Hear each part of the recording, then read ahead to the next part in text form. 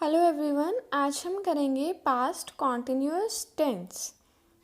Continuous का मतलब होता है लगातार और पास्ट का मतलब है भूतकाल। इट मीन्स जो पास्ट में लगातार प्रोसेस चल रही थी उसके बारे में बात करेंगे। तो सेंटेंस की पहचान कैसे करेंगे?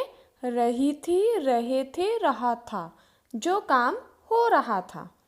जैसे कि वह खेल रही थी, मतलब कि जब मैंने उसे देखा तो वह खेल रही थी, उसने अभी तक खेलना बंद नहीं किया था।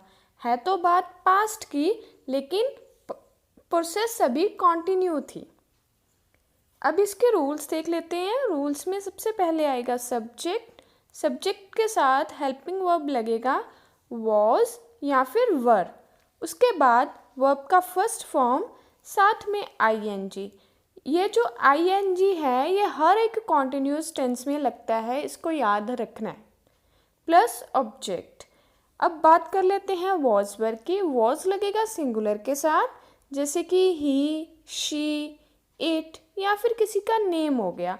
और याद रखना है हम आई को प्लूरल में काउंट करते हैं, लेकिन यहाँ पे आई के साथ वॉज भी लग जाता है और वर भी लग जाता है, दोनों ही ठीक हैं।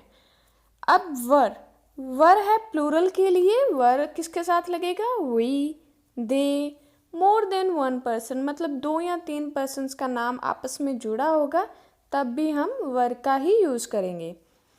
अब इसकी एग्जाम्पल देखते हैं। अफर्मेटिव की एग्जाम्पल देख लेते हैं। वह फल खरीद रही थी। शी के साथ लगेगा was. She was buying fruits. वह फल खरीद रही थी। She was buying fruits. She singular था तो साथ में वॉज लगा, और बाय हमारी फर्स्ट फॉर्म है, साथ में आईएनजी बन गया बाइंग। बाय का सेकंड फॉर्म होता है बाउट और थर्ड भी होता है बाउट, ये भी आप लोगों ने याद रखना है। नेक्स्ट है शो शुरू हो रहा था। The show was beginning. शुरू हो रहा था, इट मीन्स बिगिनिंग। बिगिन होता है शुरू होना, और बिगिन की सेकंड फॉर्म है बिगेन और थर्ड है बिगन। हमने यहाँ पे फर्स्ट फॉर्म यूज़ की है बिगिन और साथ में आईएनजी लगाया तो बन गया बिगनिंग। द शो हम प्लूरल में काउंट नहीं करेंगे क्योंकि ऑल ओवर हमने एक ही नाम लिया है शो, तो शो के साथ हमेशा वॉज लगेगा, वर नहीं लगेगा। The show was beginning. Next है वो अपने नाखूनों पर नेल पॉलिश लगा रही थी। सेंटेंस की लेंथ थोड़ी ज़्यादा है, इसको ट्रांसलेट करने की कोशिश करते हैं। रही थी इट मीन्स वो एक गर्ल है, तो हम लगाएंगे शी के साथ क्या लगता है? वॉज। अब इसमें फॉर्म ढूंढो, वर्ब की फॉर्म कौन सी है? लगाना। लगाना होता है अप्लाई करना, तो हमारी अप्लाई क्या है? वर्ब का फर्स्ट फॉर्म है। अप्लाई के साथ हम लगाएंगे आईएनजी तो बन गया अप्लाइंग। She was applying. क्या अप्लाई कर रही थी? Nail polish on her nails. इस तरह से हम सेंटेंस को ट्रांसलेट करते हैं। She was applying nail polish on her nails. अब देखो यहाँ पे शी सब्जेक्ट है, वॉज हमारे पास हेल्पिंग वर्ब है और अप्लाइंग है वर्ब का फर्स्ट फॉर्म प्लस आईएनजी, और जो बाकी बच गया सारा, वो सारा का सारा ऑब्जेक्ट है। यहाँ से लेके nail polish on her nails, ये फुल ऑब्जेक्ट है हमारे पास। अब करते हैं नेगेटिव सेंटेंस। इसके रूल्स देख लेते हैं। रूल्स बहुत सिंपल हैं। Subject plus was were plus note add करना है और कुछ नहीं करना। ऐसे ही फर्स्ट फॉर्म लगेगी और साथ में आईएनजी प्लस ऑब्जेक्ट। बिल्कुल अफर्मेटिव जैसा ही ये रूल, जस्ट आपको नॉट ऐड करना है हेल्पिंग वर्ब के बाद में। अब एग्जाम्पल देखो, वो मना नहीं कर रहे थे। मना करना होता है डिनाई, तो इसको ट्रांसलेट करते हैं। नहीं कर रहे थे इट मीन्स एक से ज़्यादा पर्सन है, तो क्या यूज़ करेंगे? दे, और दे प्लूरल आ गया तो दे के साथ क्या लगेगा? वर। दे वर नॉट। मना करना होता है डिनाई और साथ में आईएनजी लगाया तो बन गया denying. They were not denying, वो मना नहीं कर रहे थे। नेक्स्ट एग्जाम्पल देखो, हम कसरत नहीं कर रहे थे। हम कसरत नहीं कर रहे थे। हम हैं मतलब एक से ज़्यादा है, मेरा कोई साथ में फ्रेंड हो सकता है, कोई रिलेटिव हो सकता है, कोई भी हो सकता है, लेकिन हम एक से ज़्यादा हैं यहाँ पे, तो क्या यूज़ करेंगे? वी, प्लूरल है ना वी, तो वी के साथ क्या लगेगा हमारे पास? वर। नहीं कर रहे थे, इट मीन्स नॉट। करना होता है डूइंग, मतलब डू होता है ना करना, तो साथ में ing लग गया, क्या बन गया? डूइंग। कसरत means exercise. We were not doing exercise. इस तरह से हम सेंटेंस की ट्रांसलेशन करते हैं स्टेप बाय स्टेप। नेक्स्ट देखो, रिया और राहुल बातें नहीं कर रहे थे। Riya and Rahul were not talking. अब यहाँ पे मैंने वर क्यों लगाया?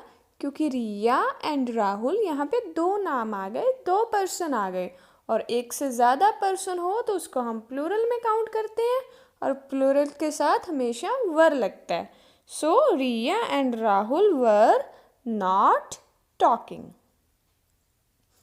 अब करते हैं हम इसकी next type, that is interrogative. Interrogative में हमें क्वेश्चन पूछना होता है। क्वेश्चन पूछने के लिए हम हेल्पिंग वर्ब आगे ले जाते हैं, तो इसके रूल्स देखते हैं।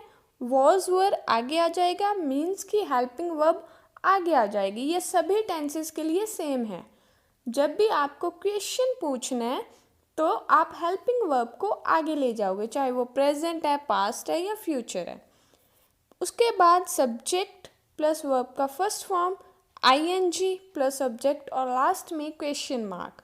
बाकी सारा प्रोसेस है जो वो सेम है, बस आपको हेल्पिंग वर्ब आगे ले जानी है और लास्ट में क्वेश्चन मार्क ऐड कर देना है। अब इसकी एग्जांपल देखते हैं। क्या तुम खेल रहे थे? अब देखो, यहाँ पे आपको एक छोटी सी चीज़ देखनी है। यहाँ पे तुम है, तुम का मतलब होता है यू। अब इसी के अकॉर्डिंग हम हेल्पिंग वर्ब यूज़ करेंगे। हेल्पिंग वर्ब लगानी तो हमें आगे है, लेकिन देखेंगे सब्जेक्ट को ही। अगर हमारे पास सब्जेक्ट सिंगुलर है तो आगे वॉज लगेगा, अगर प्लूरल है तो वर लगेगा। अब यहाँ पे तुम है, तुम मतलब कि यू है प्लूरल, तो यू के साथ क्या लगेगा? वर। तो वर को आगे ले जाओ, वर यू प्लेइंग। यू हमारे पास सब्जेक्ट आ गया, प्ले वर्ब का फर्स्ट फॉर्म ing और लास्ट में question mark. Were you playing, क्या तुम खेल रहे थे? अब नेक्स्ट एग्जांपल देखो, क्या मैं तुम्हें डांट रही थी? क्वेश्चन पूछा गया ना, क्या मैं तुम्हें डांट रही थी। अब इसमें सब्जेक्ट ढूंढो। सब्जेक्ट है मैं, जो काम करता है वही होता है ना सब्जेक्ट। तो क्या मैं तुम्हें डांट रही थी मतलब मैं क्या है? सब्जेक्ट है।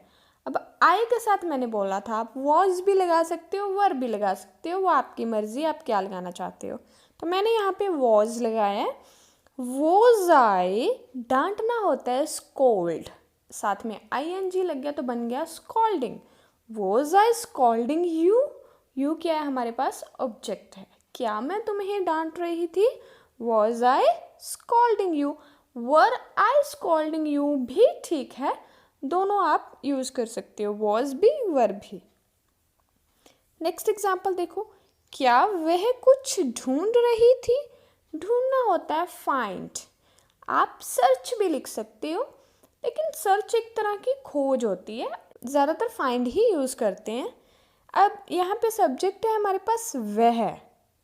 रही थी मतलब एक लड़की की बात की गई है। यहाँ पे लड़की के लिए हम क्या प्रोनाउन यूज़ करते हैं? शी सिंगुलर है तो शी के साथ क्या लगेगा? वॉज। अब वॉज को हम आगे ले जाएंगे। वॉज शी फाइंडिंग समथिंग, कुछ होता है something. Was she finding something.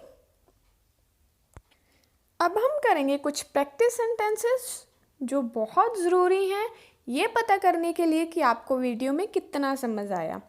इसके लिए मिलेगा आपको 5 सेकंड्स का टाइम, तो आपने अपना आंसर मुझे कमेंट बॉक्स में ज़रूर लिख के बताना है। फर्स्ट सेंटेंस है, क्या वह ड्रम बजा रहा था? Was he beating the drum? Was he beating the drum?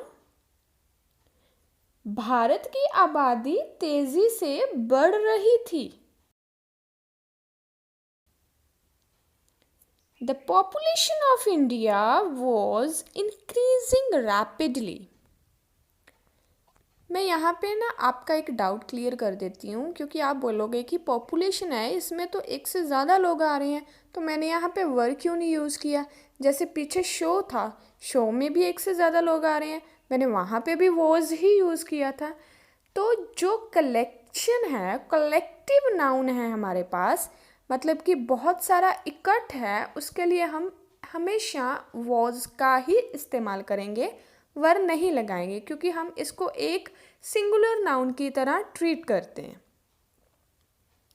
तो इसका ट्रांसलेशन क्या बन गया? The population of India was increasing rapidly. Rapidly होता है तेजी से. नेक्स्ट देखो, वो कानून नहीं तोड़ रहे थे. They were not breaking the law. They were not breaking the law. Next देखो, मैं बाजार जा रही थी. I was going to the market. I was going to the market. क्या वह पानी पी रही थी? Was she drinking water? Was she drinking water? आपको वीडियो कैसा लगा आप मुझे कमेंट बॉक्स में लिख के ज़रूर बताइएगा.